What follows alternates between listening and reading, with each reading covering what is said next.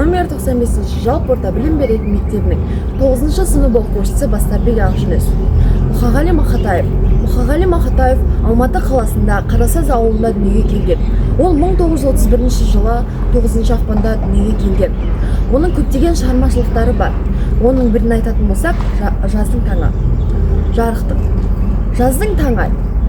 Жадырап, қанатымды жазым талай. Ақ тауға асылғанда ақтан келіп, атылып. Ақ шымылдық мақпал дерлік. Ақ сәуле ұяма кеп ұйығанда, ақтарға қанатымда қалқып келіп. Асқардың күнілігіп сәлдесіне, қарайды дүниеге сәл кешіге. Айдында жер мен көктің арасында, ақтармен шомылған сәулесіне.